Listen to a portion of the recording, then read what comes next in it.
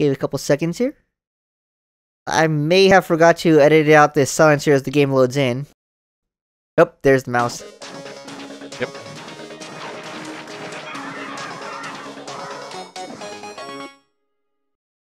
Of course, you got your sweet, sweet Nickelodeon intro. Of course. Always been one-upping themselves there in the intro field. And this is also by Activision, who did the last game. Nice. So, introductions? Oh yeah, well, I'm Doseku, the guy playing the game, and joining me is Cecil, my co-op partner. You can introduce yourself. Hey there, yes. We played this a bit on the co-op, so I actually have some knowledge of this game. So, if we're going to be doing multiple videos, we'll be covering some of the levels I did not play with you. Starting with this one, because you joined me about, was it 3/4 of the way into this game? Something like that, for the last 4 levels. Yeah. Get our nice splash screen of the Toidas. I like the art design that they went with this. I can see why some people who are into the original, like I guess the original cartoon or the original comics might not like it, but I think it's a good compromise and modernization for a lot of the styles. Well, I guess my quip, it looks way more anime, and I was expecting the Turtles to look like they did on the current Nickelodeon iteration. Look more like American cartoons. I don't know, it looks somewhere in between anime and American style, so... And the whole Japanese art style has kind of worked its way into most comic book shows nowadays. I suppose I'll give you that. So, we got a choice between multiplayer story mode, or we can do our loadouts on our turtle, but we're just gonna go with story mode, because that's how this is gonna run. And now, of course, since the last stage I actually did was Armagon, I have to take ourselves all the way back to the beginning. Oh, so you haven't completed the entire single-player storyline? No. And you can see that it shows you all the stages in the game that's possible, that even though some of them are locked out, which again, it's one of those things I didn't like about this game. The fact that you can't play them all, or the fact that if you're multiplayer, you can just start wherever you want? Okay, no, it's not that. It's the fact that the stage names show up at all, so you're actually spoiled on what's coming. I can see that a bit. Do you know which bosses are going to be when? Yeah, and I didn't want to know, but there was no choice. It's oh wait, this cutscene, we gotta talking here. Dudes, check it out. It's the foot. What the heck are those foot losers doing here? Last I checked, this was those purple dragon losers' turf. Losers. As much as I prefer to use my head, my gut's screaming that this is just a precursor to something larger. And my gut's screaming that it's time for an extra large with anchovies and sausage. Forget it, Mikey. We need to find out what the foot are up to. Let's move. Okay. Maybe just anchovies?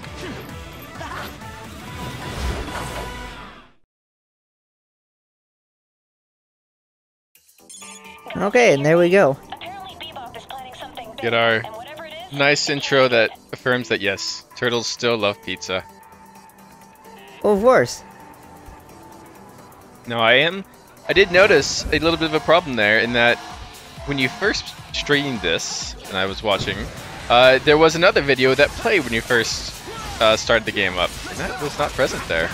Yeah, you can't actually delete your old save data unless you uninstall the game or whatnot, or even if you could, I don't know. So you're going to see that because this game does have a movie player, so we're going to see what scenes we missed up to that point. Alright. It's a good compromise. Yeah. There we go. So I'm going to be playing as Leonardo for the most part for this stage because he's the one I've been playing through our co-op campaign. And I have all the skills already upgraded for him.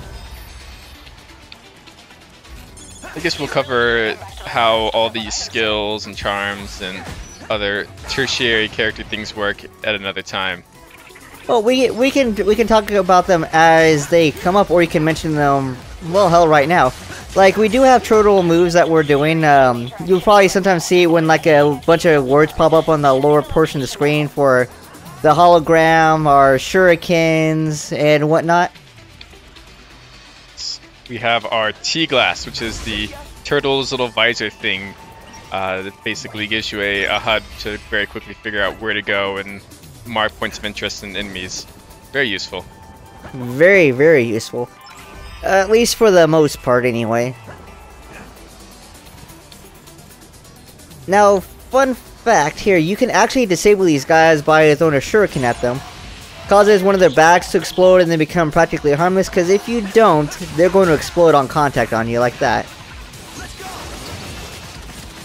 Right, so the combo move you see right here can be combined with other turtles to execute a main move for the particular turtle that initiated the combo.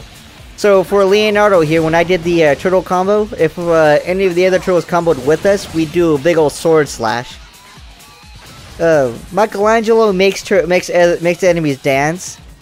Raphael does a big old explosion, and I kind of forget what Donatello does. I'm pretty sure we'll see though. It's very similar to Leo's, except with a wider area, I think. Yeah, that might be about right. Now the upgrades for special abilities that we do have, it doesn't actually do much more than reduce their cooldown time, so you can actually execute the moves a lot faster. That's right. Which makes for an interesting dynamic. I mean, a lot of games, you know, you keep upgrading, and it basically makes early levels completely a breeze. And that's true to a point with, you know, being able to use your special moves constantly by spamming them if you have them low enough. But it doesn't make it so that you're just overpowering the enemies because your attack is so much higher. That's actually very, very true. What else can we go with that? And the moves can actually be equipped and de-equipped. In the loadout, we can actually select what moves we want the characters to have, depending on what we already have unlocked or what we can already acquire. So you can have each turtle have a different loadout with abilities. I noticed you aren't using all the defaults for Leo, so as far as I can tell, the only real differences between the turtles, because any of the turtles can equip any of the other abilities on, is that each one has a different combo attack, and their basic attacks have different styles. So otherwise, they're basically function identically, you know, for their specials. Yes, that's very much how it is. So if you're someone who really likes certain specials, I can't recall, can you equip basically the same special on all of your turtles, or you have one turtle is the other not able to use it? No, it's across the board for any of the specials. In fact, that's what I wanted to talk about. You only need to level up the specials on one turtle because it's a blanket level up for that power up within the pool. So, for instance, if we, with the exception of the turtle combo, for the Super Shuriken, right? If we upgrade the Super Shuriken to level 5 on Leonardo here, which I think we do have it at, it will actually be level 5 for whichever turtle equips it. Will have it equipped at that point, or will equip it. So you can have the Super Shuriken equipped to every turtle at once, and them all be at level 5 at the same time. Right. That's pretty handy if you, especially for things like the combo attack, which you're gonna have on every turtle probably, since it's one of the best damage dealers. Yeah, but the combo attack I think is the only one that's specific that can't actually be upgraded fully across everybody. I'll have to actually look at that and find out. But things like the hologram and the Super Shuriken can. Maybe we should address some of the gameplay that we're doing here. Well, alright. We got the glide here, which is pretty cool. These green orbs act as our battle points, which is our money for the in-game shop at all the manholes you've been seeing across town. These red things here, if I can close enough to break it, will actually give us collectibles. But the silver crystals we'll run into every now and then give us the even better collectibles, which technically are just comic covers at this point. They become something else at some other point?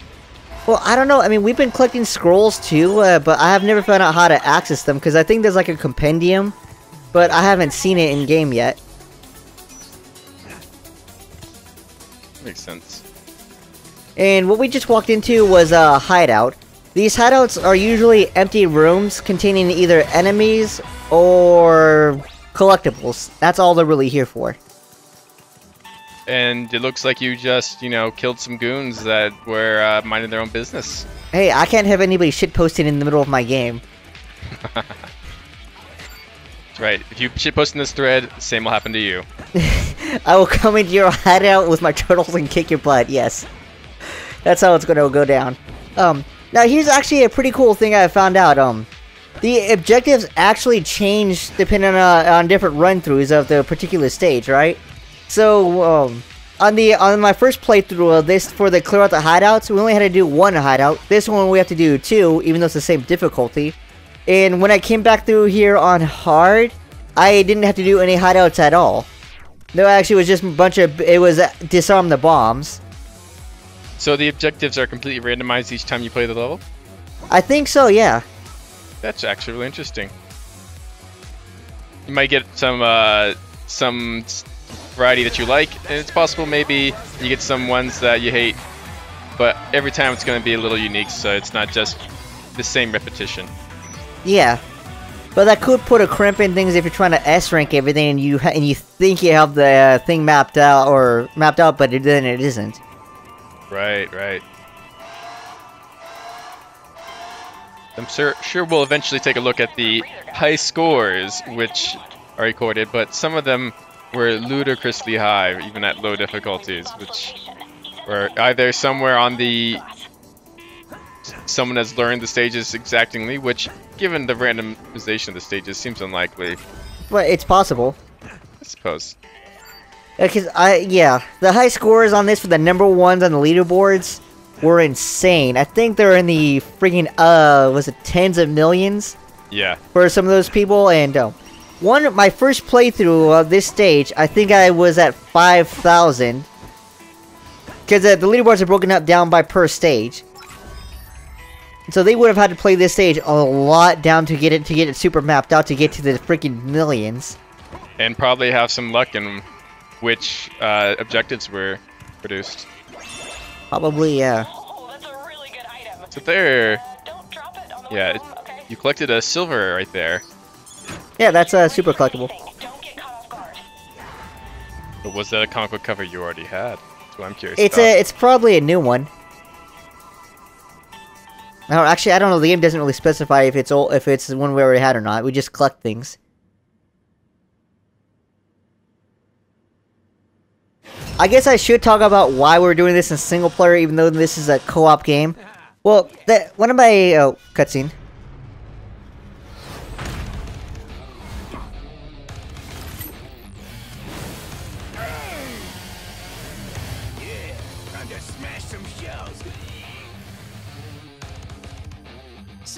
One of the biggest problems I have with this game, besides is the story in co-op, where the only cutscenes you will actually ever see in co-op mode are the in-stage cutscenes, like you saw when we just came in here, right? Anything that isn't in-stage, you don't get to see. So, by endgame, you're jumping around, you're not really knowing how things actually got to where they were. You just happen to be there, right? And the worst part is, at the very end, even after you beat the very final boss, you do not get the end of the game. You just get dumped back into the lobby. So you don't get any resolution, and you don't get any credit, the game's credits at all.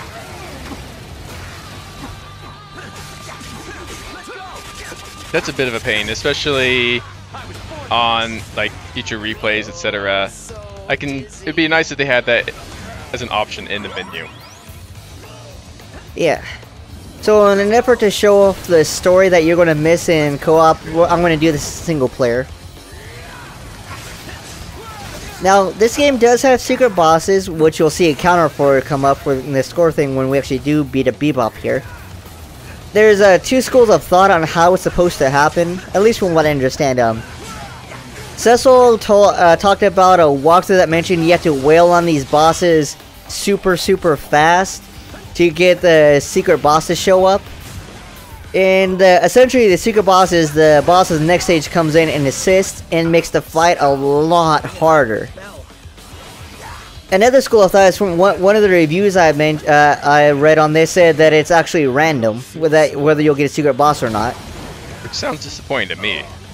Yeah. Okay, I can totally handle this. So, I mean, we're whooping on this guy a lot faster than I did on my original single player part of this stage, and he's not showing up. We should be seeing Bebop come in, but no, it didn't happen. Yes, although, having said that, I mean, we should be seeing Rocksteady, because this is Bebop. Oh, yeah, my bad. Yes, we should be seeing Rocksteady. Now, here is a thing. You saw the giant hologram, right?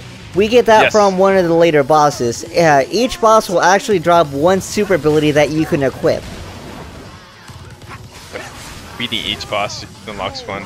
I do not have Bebop's unlocked because I have not played the first level, whereas I do have the last level bosses unlocked. Yes. The gigantic hologram is pretty badass. Speaking of Bebop, I hope everyone appreciates the fact that he is their first level, because I feel that he is one of the most memorable Mutant Ninja Turtles villains around. Well, technically, it's been the job of him and Bebop to be the first and second bosses consecutively throughout the stages. Rocksteady. Yeah. It's usually, the Bebop Rocksteady are usually like the first two bosses you fight in any given Ninja Turtles games, with the exception of Turtles in Time and the Hyperstone Heist. They didn't really make an appearance in Turtles in Time. No, they did. The pirate stage. Oh, okay, that's right. I haven't played that in forever. Wonderful. By the way, yes, there's a secret boss bonus here, but that's going to show up whether there's a secret boss in the stage or not. Yeah, it's unfortunate, but it seems like it's really difficult to actually intentionally get the secret bosses to show up. See, we got compendiums, and I haven't seen them. I thought they'd be in the extras, but they're not. You mean those scrolls? Yeah. Those are for the charms. Compendiums? Well, you're all wrong. Yes. I don't think so. That's how you upgrade them. Bebop's the best there is. I do like how they kept Bebop's classic style, though. All the way home. Indeed. Yeah, but he dropped something on the way. What is it, Don? Cash, and lots of it. But why rob a bank just to leave the money behind? Yeah, no kidding. Imagine what someone could do with all that loot. Hello? Rupert's Pizzeria? Yeah, I'd like to order 2,000 extra large cheese and pepperoni specials and 5,000 orders of breadsticks for pickup, please.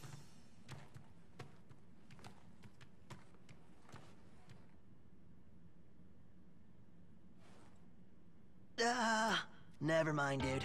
Wrong number.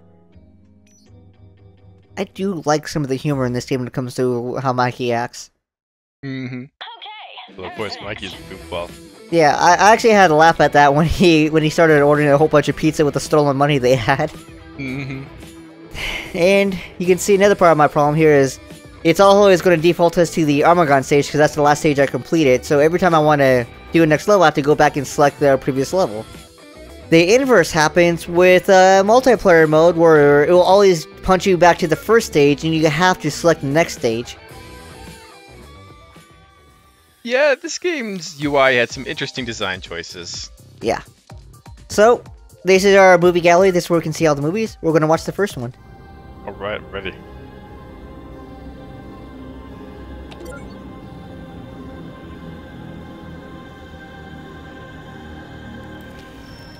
You came.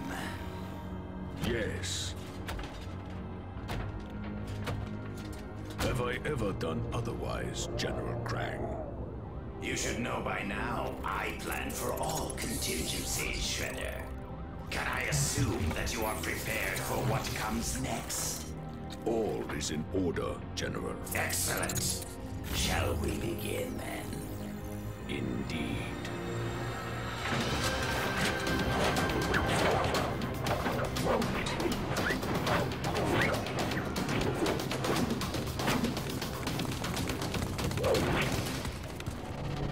This is bad, guys. place. I mean, like, really, really bad. I've never seen anything like it. It's the same thing all over the city. Crime levels are spiking like crazy. It would appear our old adversaries are once again engaged in mischief. I'm not sure if mischief is how I describe something this ambitious, Father. You are right, Donatello. Whatever their motive, we are honor-bound to intercede, my sons. But we must do so with the utmost caution. As always, our enemies remain dangerous and unpredictable. Yeah, well, they ain't the only ones. Speaking of unpredictable, where's Mikey? Right here, dude. Just found some leftover pie in the fridge that I am honor-bound to scarf down before we head out. Honor-bound? Oh, for crying out... It's just pizza, Mike. Let's go! Such noble pepperoni. Such moral mozzarella. If you notice, they had a pizza screensaver on the computers in the background. I did not notice. It's a good touch, though. Yeah, it was. Alright, so I guess one thing I should mention here is secret bosses, when they show up, also counts as a separate movie in the gallery. And that's why that one's blank, hey? Yep, because Rocksteady did not show up. As I try to explain it right there, yeah. Well, we'll just have an extra special video to put in the thread later. If I can find it. I've been trying to unlock the guy, but I can't find the secret boss for that. Who knows what it is that unlocks these secret bosses? It is a mystery. Everyone, post your favorite theory.